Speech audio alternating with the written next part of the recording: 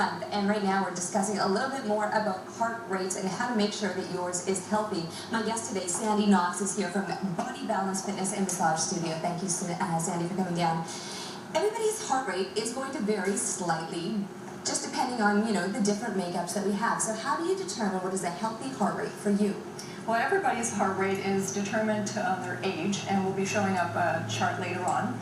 But basically, taking a resting heart rate is the best time to take that is first thing in the morning, and that gives your accurate resting heart rate.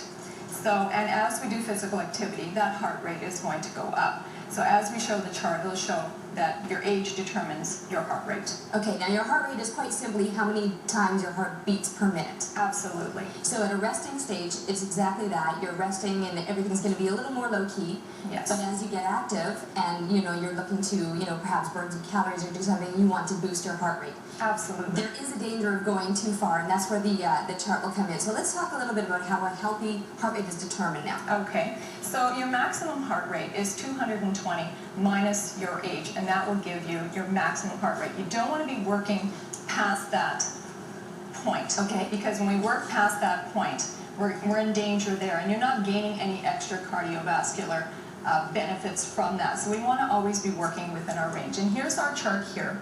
So for example, a 40-year-old that's working in a physical activity, we're going to take the target heart rate throughout the activity. So we can take it periodically as you're working out on the treadmill or going for a jog or a run. So we have the age along the bottom here, age 25 to 85. And then we have the beats per minute along the side here. What we want to be working in is 60 to 80% of your maximum heart rate. So if a 40-year-old took their heart rate for 10 seconds, timed it by 6 to get the full 60 seconds, we would look on the chart here and we would see whether or not the number is within the range. So we want to be in this range. The maximum heart rate for somebody who's 40 would be 220 minus the range, so that would be 180. So they would not want to be working past that range. They want to be staying in this range. Okay, so now that we know what we're looking out for, how do we go about finding it? Sometimes I'll see people at the gym and they're doing this thing or this Absolutely. So there's two very simple ways of finding your heart rate, which is your pulse. So you want to take your first 3 fingers, place it on your wrist just below your thumb, and you'll feel the pulse there. Another way, if we can't find it here, we also place the fingers on the neck, 3 fingers on the neck, feeling the pulse. Is one any more accurate than another? No, they're roughly about the same. Some people find it a little bit more difficult to find it on the wrist, so they move to the neck. Oh, I talk too much to find it on my neck. So what we're doing, this is the radial artery, the carotid artery, so that's what we're looking for. What we're doing is we're counting the pulses. So if you have a stopwatch or your clock in the gym, you're going to count the beats for 10 seconds. Again, multiply by 6, you'll have your full minute beats per minute. And that's when we go to the chart, which you will see these on a treadmill, any kind of cardio equipment, you'll see this. So we're going to count, find the full beats per minute, look for the number, go across, the yellow and the red. Find your age, make sure you're working out within that range.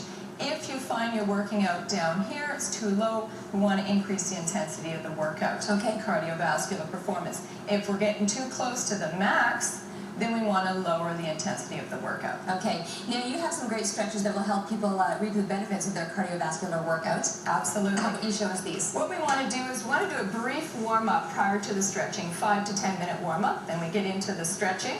So we have the first one is for the quadricep. So we're just going to come down in almost a lunge position, bringing the leg back. So what we're doing here is we're stretching out the quadricep on the back leg, moving the hips forward, keeping in mind that the front knee does not go past the toe, puts added pressure on the knee joint, so we don't want that. Okay. When we're doing the stretches after the warm-up, we're preparing the body for doing the physical activity that we're going to take part in. And when we can switch legs, I guess we want to be even. How long do you hold that for then? I want to hold that for about 10 seconds, no more than 30 seconds. All right. If we're doing the stretches at the end of the workout, we're relaxing the muscles at that point. Perfect. So a nice simple one there. There's another one to show us? Absolutely. So we'll do the hamstring stretch, so we can just straddle the mat there. We'll take a deep breath in, and then we're just going to come forward. So exhale, come all the way forward, flat back. So we're going to reach down for the mat, stretching out the hamstrings, so all the way in the backs of the legs here. Oh yes, I'm feeling it. You're feeling it? Some people can't touch the floor, so we're just going to hang down in the center here with the arms folded. Okay. Again, we'll hold this for at least 10 seconds.